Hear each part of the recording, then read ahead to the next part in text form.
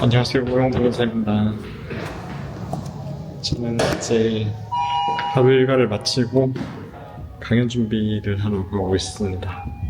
오늘은 절세 가이드를 이야기를 할 건데요. 특별히 개인 상속 증여 분야 여기서 가이드 좀 드릴 예정입니다.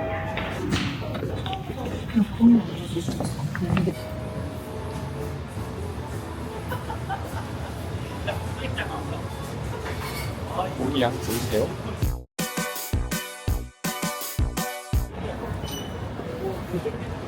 네, 인사드리겠습니다. 저는 오늘 알아두면 돈 아끼는 상속 증여 절세 가이드라는 제목으로 강연을 맡게 된 법률사무소 근본의 오영호 변호사라고 합니다.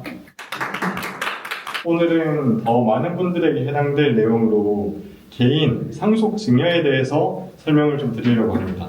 상속이 좋냐, 증여가 좋냐 이런 질문들도 저는 많이 받습니다. 그런데 저는 항상 이렇게 말씀드려요. 상속보다는 증여가 무조건 좋다. 그리고 미리 할수록 좋다. 예를 들어서 10억 원을 이렇게 받는다고 했을 때 수증자, 받는 사람이 10명이 되면 증여는 각각 1억씩 이렇게 해서 기준을 삼게 됩니다. 그러니까 이거는 또 공제되는 범위도 많고 낮은 세율이 반복해서 적용이 되는 거죠. 그런데 상속은 10억이 상속이 된다고 하면 그 10억 원에 대해서 이 상속인이 아무리 뭐 10명, 20명 있더라도 이 10억 원에 대해서 상속에서는 과세가 됩니다. 그래서 이 상속인이 아닌 도인을 기준으로 이런 세율이 적용이 되기 때문에 상속보다는 증여가 무조건 좋다. 또 한 명만 혼자서 받는다 하면 또 상관이 없을 수도 있지만 수증자가 또 많아질수록 증여가 좋다. 그리고 저희가 증여를 할 때 알아두어야 되는 것은 증여의 공제 한도입니다. 이 공제 한도라는 것은 뭐냐 하면 일정한 기간 동안 이 증여일 기준으로 10년 동안 증여세 없이 증여할 수 있는 금액이라고 생각을 하시면 되겠습니다. 그래서 부모와 자식 기준으로는 10년간 5천만 원, 그리고 미성년 자녀에게는 10년간 2천만 원씩 줄 수 있습니다. 그래서 아예 계획을 하고 증여를 한다고 하면 이제 10살이 될 때까지 2천만 원, 그리고 20살이 될 때까지 2천만 원, 총 4천만 원을 증여세 없이 증여를 할 수 있고요. 그 다음 10년간, 30세가 될 때까지는 또 5천만 원을 증여를 할 수 있습니다. 그래서 9천만 원은 이 증여세 없이 증여를 할 수 있는 금액이 되는 거죠. 그리고 이 배우자의 경우에는 10년간 6억 원을 공제를 받을 수 있습니다. 이렇게 공제 금액이 크기 때문에 그 증여를 할 때는 배우자가 만약에 있다고 하면 굉장히 유리하게 됩니다. 그리고 이 많은 분들이 잘 모르시는 부분이 이 결혼 출산 특별 증여 공제입니다. 자녀가 혼인을 할 때 혼인 전후로 2년, 그리고 자녀의 출생일로부터 2년 내에 직계 존속으로부터 증여를 받는 경우 총 1억 원을 공제를 받을 수 있습니다. 직계 존속이라고 하면 아버지, 어머니, 그리고 할머니, 할아버지 외가족도 다 포함입니다. 그렇게 이제 직계 존속으로부터 증여를 받을 때는 총 1억 원을 공제를 받을 수 있습니다. 그래서 할머니, 할아버지들이 이 증여를 해주고 싶을 때 결혼할 때 그리고 출산할 때를 많이 이용을 하게 됩니다. 그리고 이 부분을 이제 많은 분들이 좀 간과를 하세요. 이거 가족끼리 돈 왔다 갔다 하는 거에 대해서 아무런 이제 개념이 없는 분들이 많아요. 그런데 이게 나중에 집을 사거나 또 결혼을 하거나 이럴 때 세무조사가 들어올 수 있습니다. 그래서 소명을 하라고 요구를 하는데 내가 소명을 하지 못하면 이거는 다 증여로 의제가 되는 거거든요. 의제라는 말은 특별한 사정이 없으면 증여로 본다는 얘기입니다. 집을 산다거나 아니면 이제 전세 자금을 댄다거나 이럴 때 뭐 부모님으로부터 몇 천만 원씩, 뭐 몇억 원씩 이렇게 받습니다. 그 당시의 의도는 빌려주는 거였다고 해도 기본적으로 이제 증빙이 없으면 다 증여로 의제가 됩니다. 그래서 만약에 5억 원을 이렇게 어머니한테 빌렸는데 여기에 대해서 차용증을 안 쓰게 되면 이거는 그냥 이제 증여가 될 수도 있는 거죠.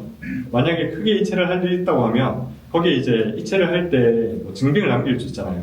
그래서 그 기록에 뭐 대여금, 뭐 차용금 이런 식으로 이렇게 증빙을 남길 수도 있고 제일 안전하게는 사실은 차용증을 작성하고 공증을 받는 것입니다. 그래서 가족 간에 돈을 빌려줄 때는 무조건 차용증을 작성을 하셔라. 특히 뭐 5천만 원, 1억 원 이렇게 넘어가는 경우에는 무조건 작성을 하시는 게 저는 꼭 필요하다 생각을 합니다. 그리고 여기서 그럼 이자를 얼마나 써야 되냐 이런 거를 또 궁금해 하실 수 있습니다. 그런데 여기서 적정이자율로 규정이 되어 있는 것은 4.6%입니다. 정확하게는 2억 1,600만 원 뭐 이렇게 되는데 이제 쉽게 이야기하면 2억 원까지는 그냥 무이자로 이렇게 빌려줄 수 있다. 그래서 이때는 차용증만 작성을 하면 된다.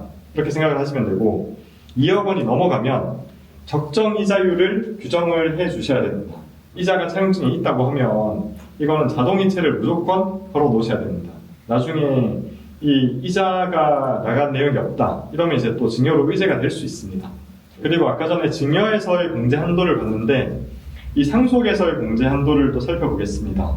기본적으로 기초공제 2억 원이라는 게 있습니다. 이거는 2억 원은 무조건 빼고 가는 거라고 생각을 하시면 돼요. 예를 들어서 이제 10억을 상속을 받는다. 제일 먼저 빼야 되는 금액이 2억 원이 되는 겁니다.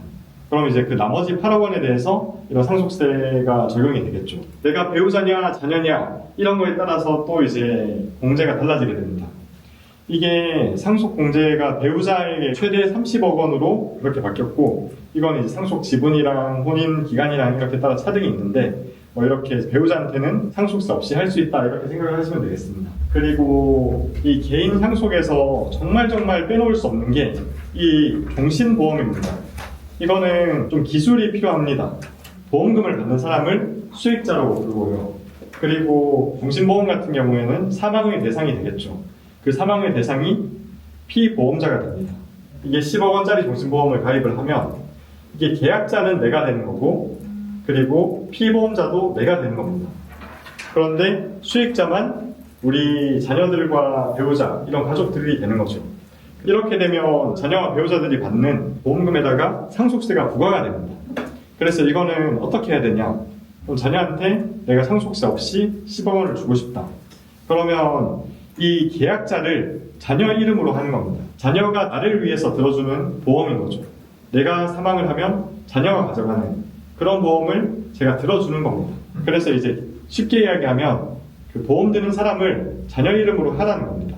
이 보험료도 내 계좌가 아니라 그 자녀 계좌를 이용을 하셔야 됩니다. 계약자와 수익자를 상속인으로 하셔야 됩니다. 이거 정말 기억하셔야 돼요. 네, 저는 오늘 강의 잘 마무리하고 그리고 하루 종일 너무 열심히 일해서 약간 상태가 안 좋지만 티 안 내고 사람들이랑 맛있게 저녁 먹도록 하겠습니다. 빠이.